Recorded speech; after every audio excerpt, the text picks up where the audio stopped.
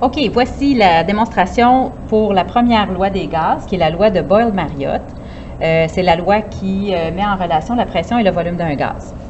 Donc, la première chose que je vais vous expliquer, c'est la façon qu'on va procéder. Donc, pour procéder, on va ajouter une masse de 500 grammes à la fois sur le piston d'une seringue qui est fermé au bout. Donc, on va regarder comment le gaz se comprime et le volume que ça donne. Donc, évidemment, on travaille avec la pression et non la masse. Donc, on doit convertir notre masse de 500 grammes en pression. Donc, je vous ai mis la démarche ici. On va travailler avec la formule F égale MA et P égale F sur A. Fait que vous avez la description des variables ici que vous pouvez prendre en note sur votre feuille. En premier, ce qu'on fait, c'est qu'on calcule la force gravitationnelle d'une masse de 500 grammes, donc 0,5 kg fois l'accélération gravitationnelle 9,8 mètres par seconde carré. Ça donne une force de 4,9 newtons. Donc, chaque masse de 500 grammes exerce une force de 4,9 newtons. Pour savoir c'est quoi la pression, on doit diviser ça par l'air sur laquelle on l'applique. L'air sur laquelle on l'applique, c'est l'air du piston de la seringue qu'on a mesuré en faisant évidemment pierre carrée et ça a donné 0,00159 mètres carrés. En faisant la division, on obtient 3081,76 pascal qui nous donne une pression de 3,1 kPa. Donc, ça veut dire qu'à chaque augmentation de 500 grammes, ça augmente une pression de 3,1 kPa. Donc, vous allez avoir à noter les pressions, je les ai écrites à l'avance, mais vous allez avoir à noter le volume au fur et à mesure qu'on met les masses. Donc, on y va. On commence avec une pression la pression présentement dans la classe, c'est 101,9 kPa. Donc, on est à 140 ml. Notre première masse de 500 grammes va nous amener à 105 kPa.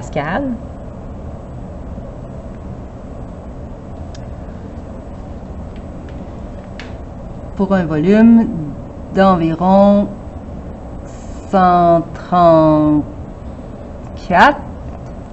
Oui, on va y aller à peu près parce que notre seringue est graduée aux 5 ml. Donc, c'est sûr que ça donne des valeurs approximatives. Donc, 134 ml.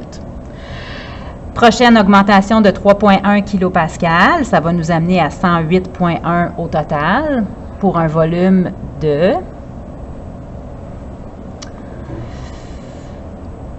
128. On est à peu près à 128 ml. Prochaine augmentation de 500 grammes, ça nous amène à 111,2 kPa de pression pour un volume de 121 ml. Prochaine augmentation nous amène à 114,3 kPa pour un volume de 117 ml. Pour faire la suite, là, ça devient un peu laborieux. Donc, on va remplacer les 4 500 grammes par une masse de 2 kg. Donc, on va retrouver la masse qu'on avait tantôt et la pression qu'on avait.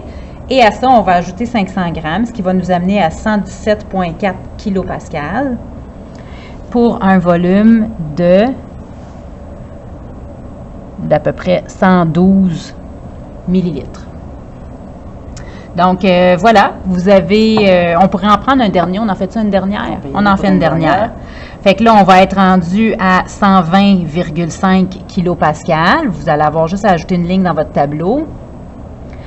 Pour une pour un volume de 109 millilitres à peu près. Fait que vous avez toute l'information qu'il vous faut pour tracer votre graphique. Donc, vous allez pouvoir aller voir la capsule pour faire un graphique à l'ordinateur. Puis, vous complétez cette feuille-là pour le prochain cours.